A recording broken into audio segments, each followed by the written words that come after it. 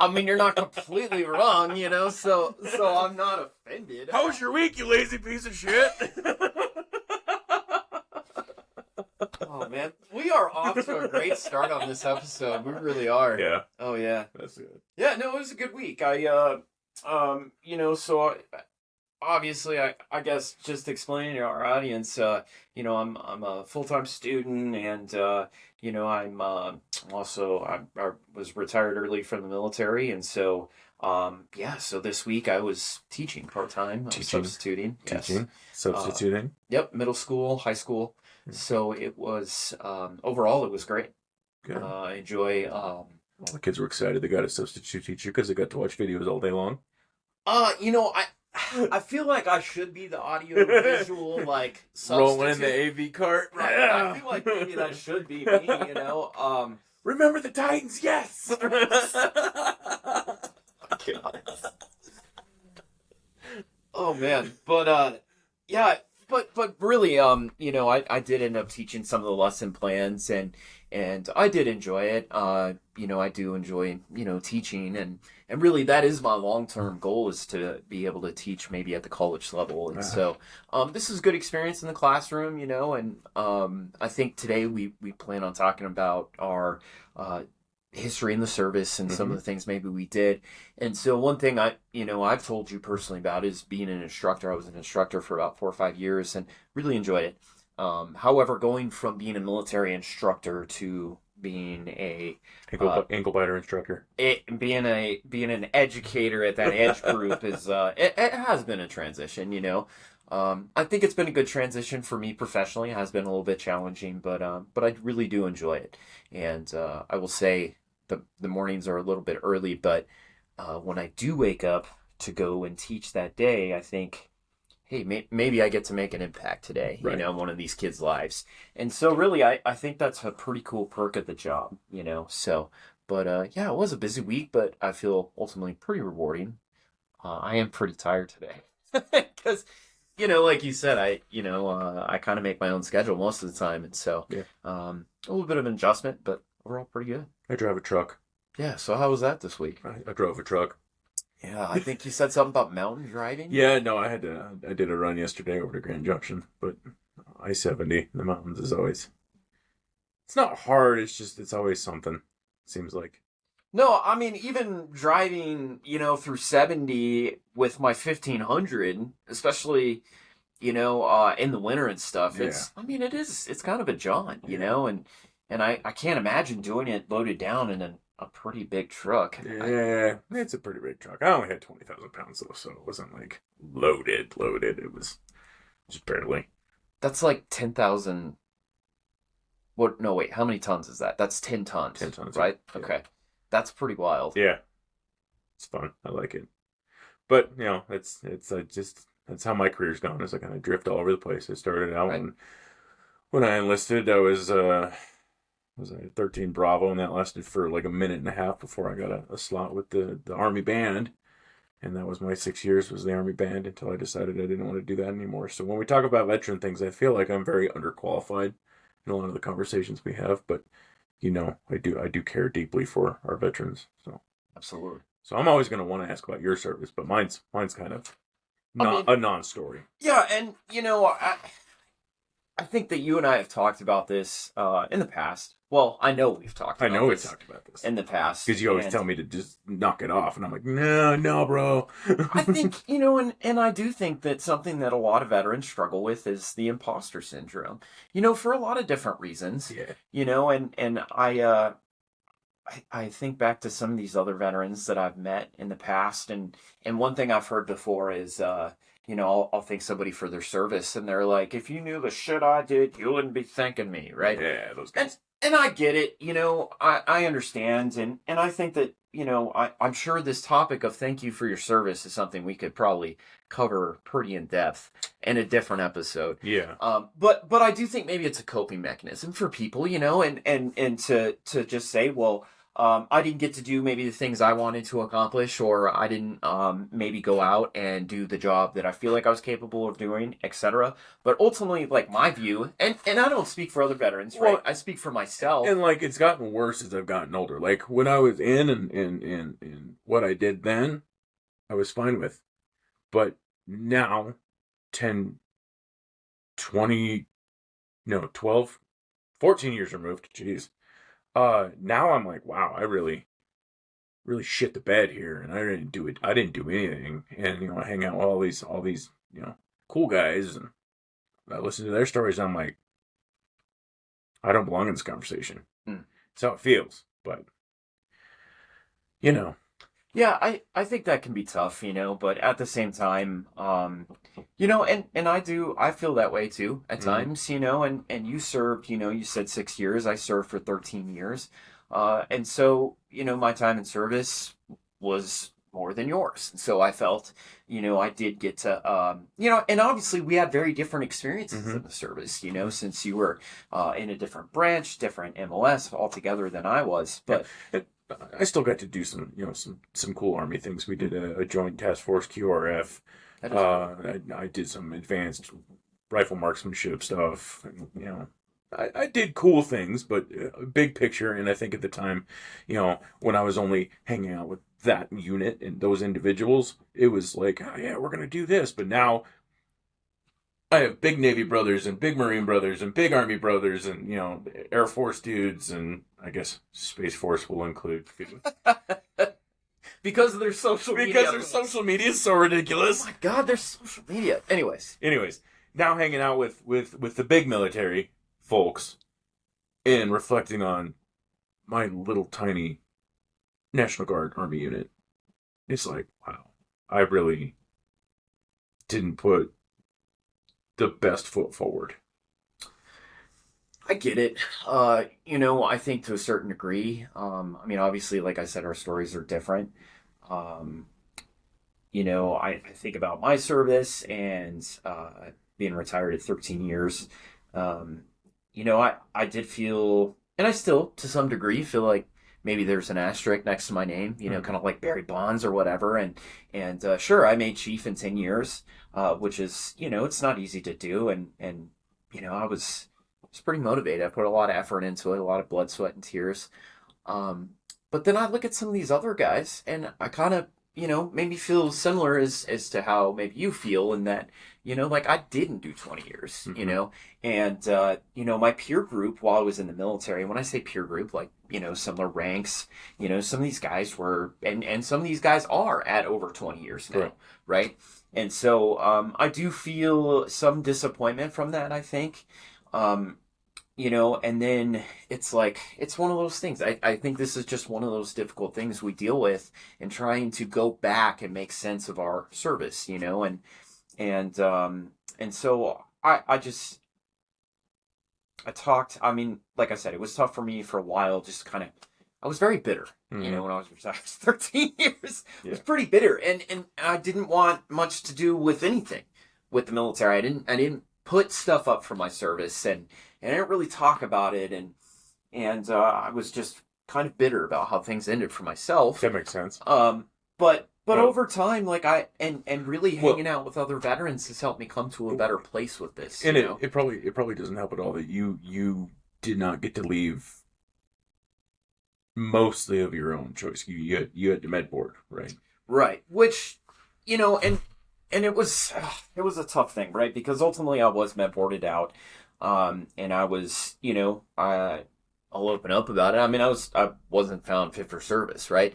And so, and I understood what that meant. And I knew what that means. Well, and you've talked to me before that it was your choice to go through that process, but at the same time, it was going to happen eventually. Right. And it was one of those things where, I had considered maybe trying to end my contract early. I talked to the chain of command about possibly leaving early because I knew I needed something. I knew I wasn't as, I wasn't performing the way I used to professionally. I know personally, I felt like I was lacking in a lot of ways. I had a lot of things going on in my head. I just got divorced, got back from, a deployment with an expeditionary command, and so it was a tough deployment. It was a really tough deployment. I got divorced on deployment, and so Was it the Africa one? yes, Okay. yeah. We'll talk about that another day. Yeah, sure, absolutely. Deep dive on Africa because I've never been, obviously. Yeah, what a wild place that is. Fucking Somali, it's great. Oh yeah, It's great this time of year. they have really pretty beaches. Yeah, They do. Yeah. Yeah. Rest of it, how many stars? How many stars? I mean, it's gorgeous. I saw it flying out a couple times, and I don't think I ever saw the Somali coast. I don't think I did. I'm not sure. Anyway, Two Yeah. 2 of 10 stars. it's not great, Somalia. That's all I'm gonna say. I'm gonna leave it at that. Holy shit.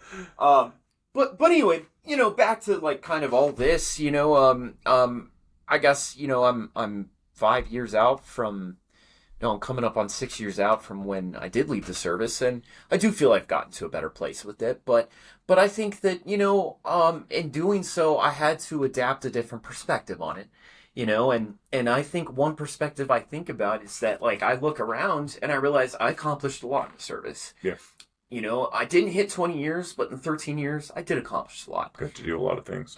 I did get to do a lot of things. I got to travel some pretty cool places. I do feel like... Not Somalia. Not Somalia. Somalia's not great.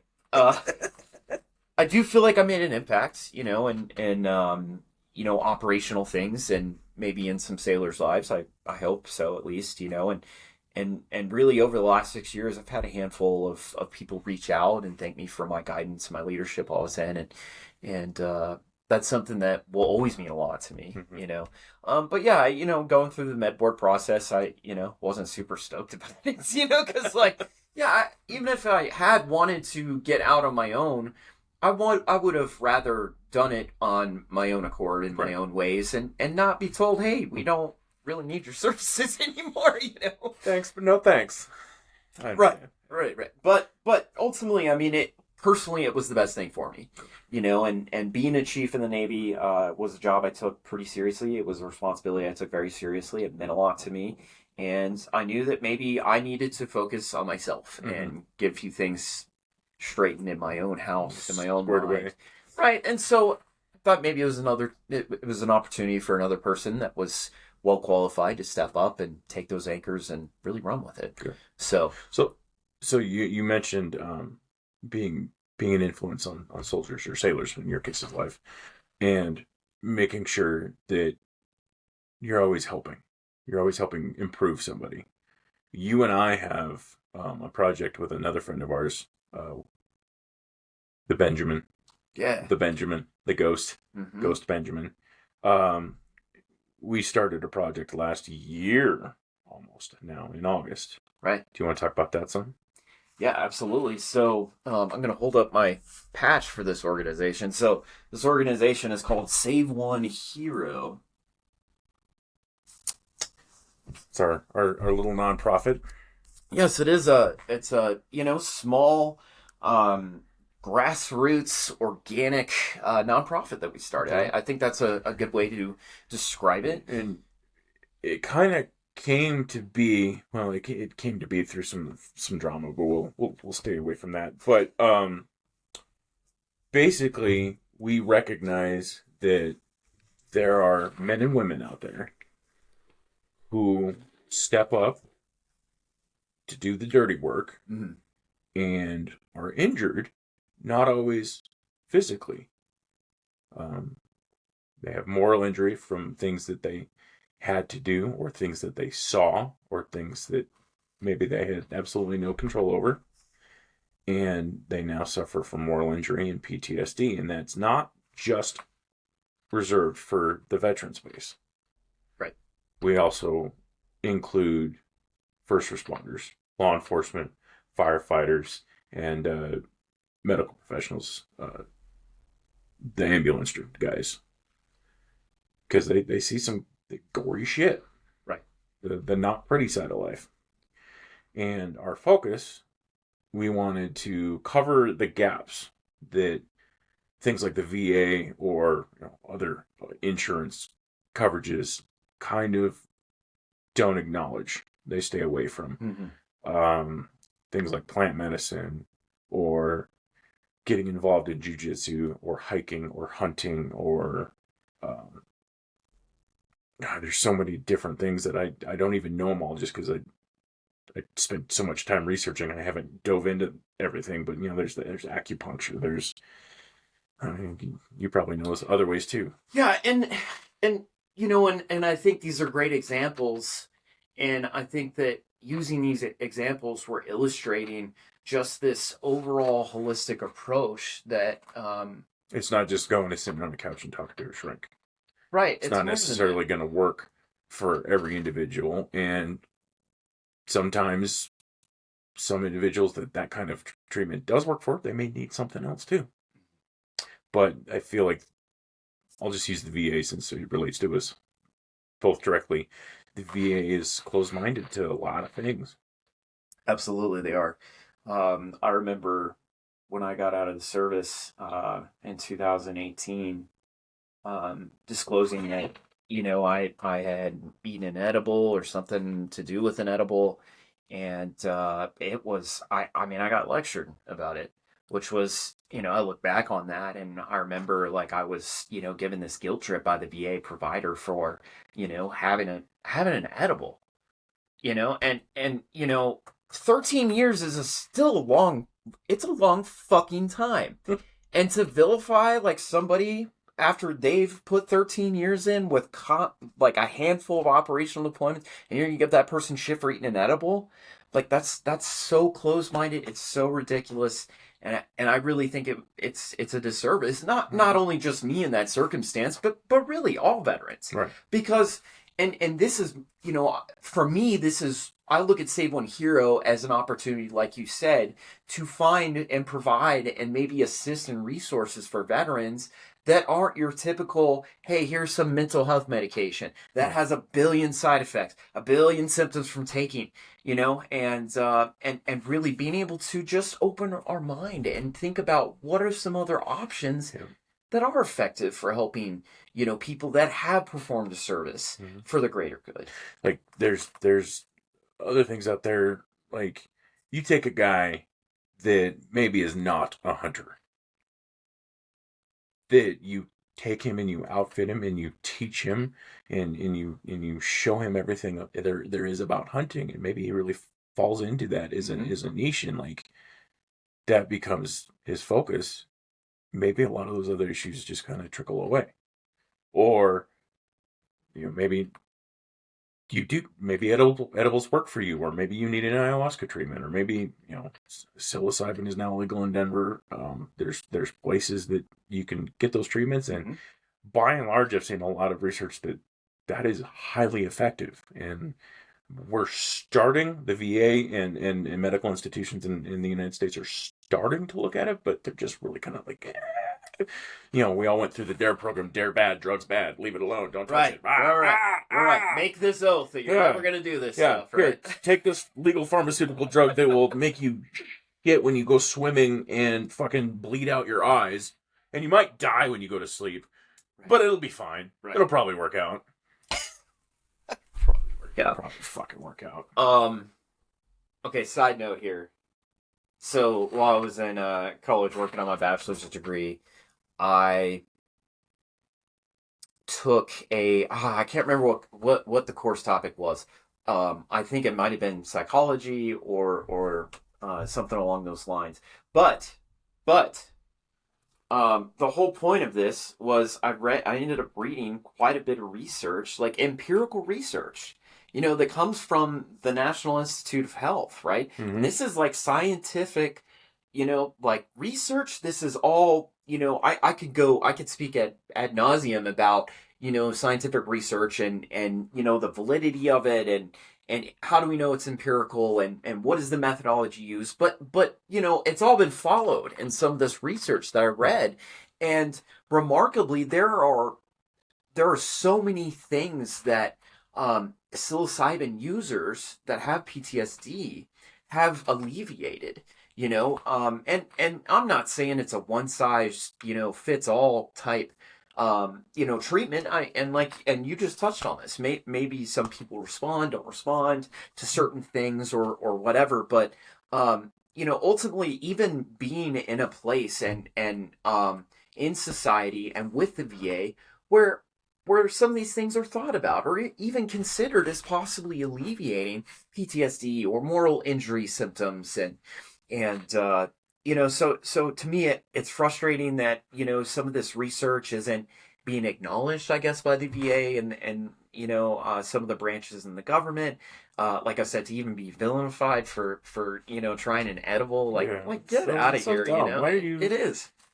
So climb down out of your fucking castle. Like, right. It's like, ridiculous. Like 13 years, I can't have an edible. Yeah. Come on, man. Yeah. Not to mention, I live in Colorado, it's right? Not like you're driving a semi in the DOT or breathing down your neck. That's a problem for me, right. Not for you. Sure. Obviously we have to take those things into consideration. Right. I mean, shit, it could even be as easy as you teach a guy how to you blood test him, find out what his body needs, you fix his nutrition, get him in a gym, maybe give him a little testosterone supplement, which that's a big fucking deal with the VA too. You guys can't get fucking tests. Mm-hmm. TRT. Like, do you know what happens when your testosterone levels drop? Right. You become a shitty version of yourself. There's just a whole smorgasbord of issues. Like, there's so many for sure. fucking things that we can do to help men and women. Because I sent you that podcast the other day. Hunt, Lift, Eat. Yes. And they were interviewing, what's her name? Kirstie Enos. She is a Marine. She was a door gunner in Afghanistan. Wow. Crashed. Took a fucking 50 cal through the face and has ended up, was it like an 80% amputation of one of her legs. And this chick at one point she talked about she was going to end it. She wanted to take her life. She was feeling like it wasn't worth it. And then got into mountain climbing with an 80% amputation and just fucking climbed the 7 highest peaks on 7 fucking continents, dude. And fucking hunts. Yeah, and we have so many men and women that are just fucking giving up and eating a fucking bullet because they're not getting a smorgasbord of different possible fucking treatment options. They're getting pigeonholed into fucking take these meds and talk to this fucking doc that doesn't actually give a fuck about you. When you have all these people like us that I'm like, please stop fucking killing yourself. God damn. Let's go for a hike. Do you want to eat some mushrooms? I'm not gonna, but you fucking can. Yeah. Right. And maybe that works for you. Smoke some fucking weed. Maybe that works for, let's go fucking deadlift. Let's go ride a bike. Maybe not me. Working on it. It's fuck. Right. We can fix this shit. We can get in the name is Save One Hero, and that's because we decided instead of take this fucking giant approach of let's fix everybody, let's find one fucking person and make a difference. Make a difference in one fucking person. If we fix one person, we can move on to the next. And then the third.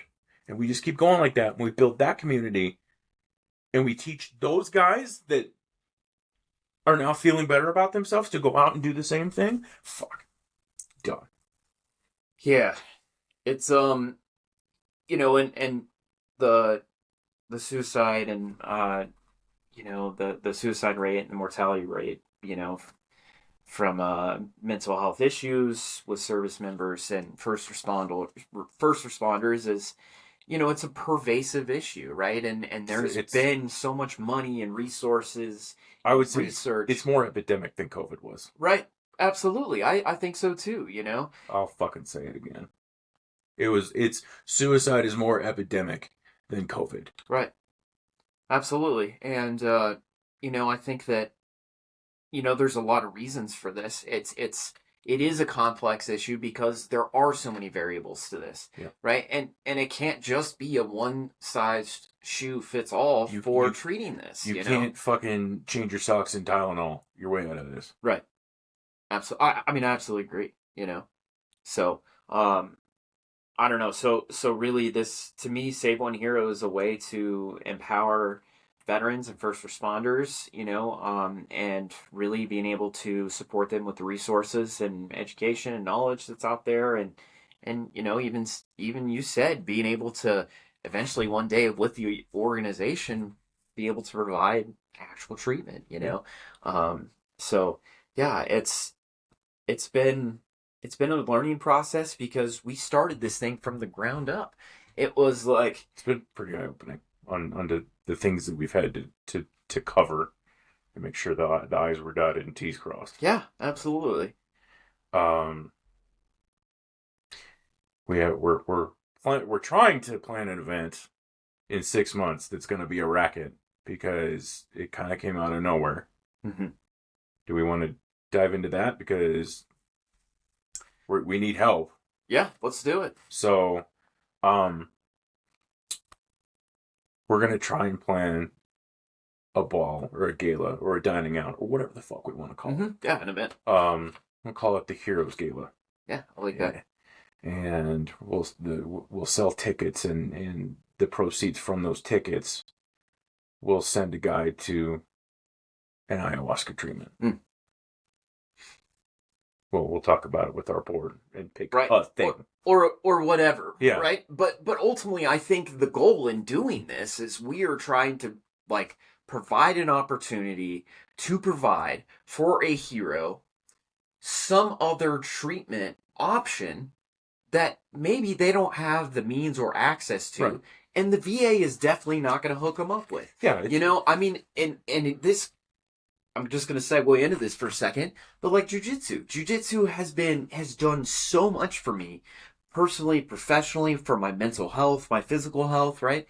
The VA is not paying my gym fees. No, what is that? Right? 130 a month? What is that? Right. It's more than that, and so it's crazy to me because, and Brazilian Jiu-Jitsu has grown a lot in popularity. And sometimes I hear some of the older BJJ guys say oh, it's all peace, love, and jujitsu and sappy posts and whatever, and maybe it is, but you know what? I've found so much through Brazilian Jiu-Jitsu. Mm-hmm. It has done so much for me personally and professionally, and I mean I lost 70 pounds doing Brazilian Jiu-Jitsu. Yes, you fucking did. I need to do it. I just don't have the time. Right, exactly. I want to do it. I just don't have the time. I gotta figure that out. But it made a big fucking difference for you from the time I met you. But it wasn't the VA that fucking turned me on to this. It wasn't oh, hey, let's talk to my doctor, and hey, maybe look into martial arts, and maybe not Brazilian Jiu-Jitsu, but something physically, demanding, something physically challenging. Mm-hmm. And none of that shit's there, and it's frustrating to me because... another thing too, and I have seen the research on this that has come from the National Health Institute. Veterans have a hard time managing their weight, and I know I have. So many of us do, right? And the statistics are at least 50% of veterans, have some kind of comorbidity from obesity. Mm-hmm. 50% of people that have served, and that is staggering to me.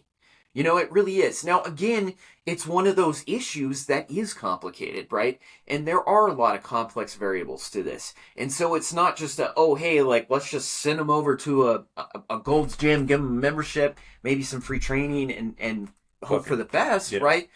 But at the same time, I'm just using that as an example of there are so many other things out there that can benefit a veteran other than just... oh, okay, well, here's, the typical... the standard. Yeah, the standard VA, here, this is what you get. Here's your... Take your Zoloft. Yeah. Here's your whatever pill. Yeah. Also, you might start bleeding out your asshole. By the way, this slows down your breathing at night. I hope you wake up. Yeah, it might grow some man boobs. You might start lactating. But whatever. Yeah. We did our VA thing and provided this for you. And check. And I do want to say this. I think it's important for me to say this at least, and because I do receive all my health care through the VA. I will say that, there are some providers and there are some people that work at the VA that do a great job, and they do care. But I appreciate the VA. We should make it clear we're not shit dogging on the VA. However, there's gaps. Just say shit dogging on the VA. I'm sorry. Anyways, the VA just has gaps that they're not covering. and are not opening to covering, and that's we want to try and fill a part of that gap. So we're planning this gala for the fall. We're going to sell tickets for it. It'll be a formal event. We're going to try and find like a live band. I would like 1940s, make a little World War II theme ish, Yeah, that's something like that. awesome. And it's going to be billed as kind of like the Marine Corps. We're gonna pay a tribute to a branch, maybe a specific unit, okay, maybe a specific soldier if we have the research. We'll do it different every year. We'll bring up law enforcement. There's fucking hero police officers out there that save lives. Mm-hmm. Yeah. Firefighters. We'll talk about firefighting, like what city or what engine company, what ladder company did this, and it'll be a tribute every single year to honor somebody, and the proceeds from that will do more good. Right. So we get to honor and pass it along, I guess is what I'm going for here. But we need some sponsors because we have to book a venue. We have to book catering. Mm-hmm. We have to print advertisement and tickets. We have to pay for a lot of shit, and we don't necessarily have the budget, so we need to find sponsors. So that's, I think, our first job. Yeah. Okay. Yeah, I mean, it's, it is going to be big undertaking, and I think, one thing I have learned about starting this nonprofit together is I can't even just pick one thing, but ultimately all of it is it's hard work. Yeah. And it is like hitting the pavement and introducing yourself and your nonprofit and just and having a conversation with people about what you're trying to do. And some get it, some don't. Right. Some there are still people out there that are very much the dare mindset. And okay, so this was another thing I was going to say is in college, I had to do a bunch of research on the DARE program from like when we grew up back in the 90s. And the efficacy of that program is so statistically low. Mm-hmm. And I'm sure you know about this. I'm right? well aware. Right. And I feel like it was one of those, like, they started doing research into this and what is the, what are our metrics for measuring success, right? And whatever. And I think we all had kind of heard that, the DARE program wasn't producing the results that it was intended to. And then to actually see, like, scientific research. An entire generation of kids. Yeah, like, no wonder I'm covered in tattoos, bro. They're teaching me about all kinds of wild shit when I'm 10, man. Like, damn, bro. Yeah. Yeah, that's some wild stuff, you know? Imagine what the next generation of kids is going to be like with this fun. Let's not go into that. Yeah. Another episode altogether, I think. Yeah. Okay, so we have probably about 10 minutes left. Yep. Okay, so let's say we'll start with you, maybe. Say one more thing about the Save One Hero, like if you want to try to like summarize it or just I want men and women that are this country's heroes and are my personal heroes to stop fucking eating bullets. Yep. Please fucking stop. Right. That every time I hear about it, it fucking hurts. Absolutely. So we tried to think of a way that we could make a difference, and I think the one human at a time approach is going to be it. We need some sponsors. We'll throw links in this video of how you can reach out to us. Mm-hmm. Do you want me to tag your personal Instagram? Yeah. Okay, we'll tag his personal Instagram. We'll tag my personal Instagram. I'll take the Save One Hero Instagram. Put out the donation links. And if you want to get involved with us, send me a message. Send Matt a message. Chief a message. And yeah. Yeah, sounds great.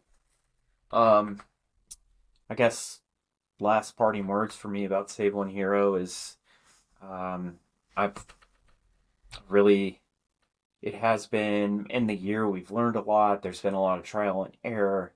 But ultimately, your passion for this, my passion for this, and our passion for our fellow service members, first responders, I feel like is really what drives us and the rest of our crew, and We all get pretty fired up about it. we do. We absolutely do. Ghost gets, Yeah, that dude has some fiery passion about it. absolutely. And I think we need more of it. I do, and there's, like you can't just walk into a fucking place and just sign up and become a nonprofit, right? Like there's a lot of things that really go into this, right? A lot of hoops to jump through, but to get tax exempt from the IRS was a fucking process, man. right, it really was, Yeah. And on top of that, like even being able to meet regularly with the rest of our organization with my members, stupid ass non-schedule. well, not just you, like me, and Yeah. and I mean, we have 7 or 8 members now, and so like even with them, we have a law enforcement guy that's in there. We got a guy who's like a journeyman electrician who's going through that training pipeline. Dude that runs business owner, the entire internet for an entire state National Guard.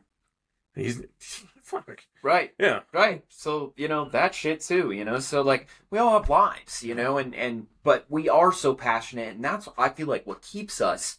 We might have to bump a few meetings here and there, but ultimately like we are so passionate that we have stayed in this. We have stayed committed to this. We've stayed focused on this, and we're always trying to find the next step to ultimately help and impact, our peer group, people that we serve with, And it doesn't matter who it is. I just want people to stop killing themselves. Mm-hmm. Absolutely. Anyways. Yeah, so, last couple minutes here. Have you seen the remake of Roadhouse? Oh, Jesus. Yes, I've seen this. I fucking love it. It's the best. I love it so much. It's so corny. Yeah. Yeah, it is. It's so corny. Oh, God, it is so corny. Like, honestly, I think that Conor McGregor did a better job acting than the seasoned actor Jake Gyllenhaal. Yeah. So, So my favorite little nuance. Did you catch that Conor McGregor, every vehicle he drives, the only way he comes to a stop is by crashing that fucking car. That's hilarious. Everything he gets into, he just fucking crash. Does he not know how to use the brakes? What the hell's going on? Oh my God, I know. And dude, he played it so well. Yeah. And it was like, partly that's him. Yeah, partly that's just who the fuck that guy is, And the other part of that is like, mate, what's going on here? Like, that shit. Okay, so that part of the movie was fucking hilarious. I love that movie. I feel like, there were some links between the original and this one. It's definitely a remake. Cool. Yeah, they did a good job. I know Sam Elliott died or whatever in OG Roadhouse, but like, fine, don't bring Sam Elliott back, but bring some other mustachioed fucking mentor for Jake Gyllenhaal, Yeah. And I don't know. The character arc was kind of flat for me. It was definitely like, I'm not gonna say it was a B-roll movie because it was an A-list cast, right? But it was. So here's my thing. Lately with movies that like they're so fucking heavy, dude. There's a lot of like everything that comes out is just heavy and politicized and leaning this way or the other way. Dude, I really appreciate the movies that just have no fucking agenda whatsoever. Yeah, like the popcorn movies. Yeah, like I just want to watch this and fucking have a good time. Right. That's all I care about. Okay, so this is what I'm gonna say about the movie. Okay, and ultimately this is where I fall out on Roadhouse. I feel like Roadhouse cost, like their budget for the whole movie project was like $50 million. Right. I feel like they spent $20 million on McGregor, like $20 million on the yacht, $25 million on Ian or on Jake Gyllenhaal, yeah. And then the rest of their millions was like minimal, and that's what they used to make the rest of the movie. Is it Gyllenhaal or Gyllenhaal? I don't fucking know. He's a good actor. Yeah, he's good. I liked him in. I liked him in Spider-Man. Yeah, more than Spider-Man. Yeah, another topic, another day. Okay, one last thing. Jarhead was a good movie. Yeah, it was a. I mean, military movies. Let's not go down that road. But for what it was good. Yeah, I agree. Okay, so one last thing. I know, right at our time limit, but okay. So we talked a little bit about spiders. Okay. Did I ever send you that video of the Black Widow I caught? Yes, you did. Okay. And I did not fucking like it. I wonder if we can put this in. Can we put this in our... I think we can. I want to include that video. Oh my god. I think it would be great. I can try to do it so you don't have to see it, but... You know I fucking hate spiders, right? No, I know, and this is why this next part is important, and I think it's going to be funny. So I have an office spider. So much. What the fuck, dude? I have an office spider. Don't freak out. He's fine. Because in North America, really, there's only 2 types of spiders you really have to worry about. I'm gonna cross this little fucking table in a minute. There's brown recluses and there's black widows. Right. And he's neither one of these guys. His name's Jameson, by the way. Is he a wolf spider? No. He lives right up there in that corner. Motherfucker. He's right above you. I saw him in there and I was like... burn your house down, dude. Bro, do you see him? He's not mean. He's like a nice guy. Okay. Do you... Okay, alright. That's normal, right? That's normal. So here's my thing, like, when I see them, like, when I'm, like, looking around, I'm like, oh, there's a fucking spider. I'm okay. When they fucking surprise me, nope. Or they come fucking scream like, at me, I'm fucking out. I'm out. I'm out. Fuck this place. I'm gonna pop on a rocket ship, yeah. Maybe go to the moon. Yeah. I'll see you guys later. Or not, maybe. Maybe I'll see you never. Fuck this. There's only one thing worse than spiders, and it's fucking snakes. And you've been bitten by a fucking snake. I have been bitten by a snake. Fucking no. Bitten by a snake. Yeah. Because and if we're able to get the video on here, people are gonna see I like getting a little close to animals. Oh, maybe just pick up a fucking Black Widow. Yeah. I don't know why I did it in that accent, but I don't know. I can't do Cajun. Yeah. Come on, boy. You better get your animal here. I'm gonna see how this spider. My pet Blackie. Yeah, man, too. Get your hands away. He's a widow. Hey, you got the Black Widow here, son. Fucking retarded. Oh my god. Okay. We gotta wrap it up. Yeah. We're gonna close it down. Let's close it down. So. Yeah. To help us increase our audience. Yeah. You share this video on Instagram, because that way I can see if you share it. Sure. Or I'll put a link on Facebook. That way I can see if you share it. If you share one of those videos on Instagram or Facebook, we'll put them into a wheel and pick somebody, and you can be our first guest. Ooh. Guest. Be our first guest. First guest. Okay, can I say one more thing? Sure. Okay. I feel like this podcast is going pretty well, and I like it. It might not be, but I still like it. Me too. Right. This is gonna be a pile of shit. I still like it. People probably watching. They're like, "What the fuck are these two about?"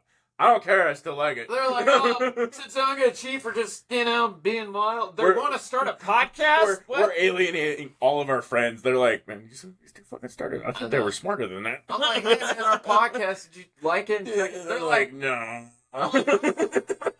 That's all in there, dropping hard R's and F-bombs and. Okay, so anyway, before we end the episode, just to reiterate, on your and I socials, when we post this, anybody that I see shares a link to this show, then we're gonna get them here in the Skull Studio. This is the Skull Studio, by the way. The Skull Studio. It's like one skull in it, by the way. We need to fix that. That's cool. Ooh, okay. I'll be on the lookout for some skull stuff today. I'll see if I can find you a bison skull. Ooh, that'd be fucking... Castle, I need a bison skull. Castle! Mike!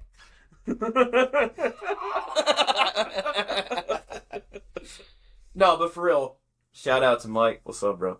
Castle. Love him. He's the most badass rancher I know. Alright. Yeah. That's all I got, I think. He likes tumbleweeds.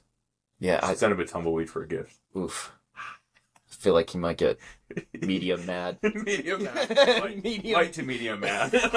Medium mad. Not like, I don't think he'd get big mad. I think you'd see the humor in it, but you'd also... Be like, ha ha! Go fuck yourself. But also, go fuck yourselves. Yeah. I like it. Yeah, me too. Cool. All right, brother. All right. Thanks for checking this out. And, see you guys soon. Later.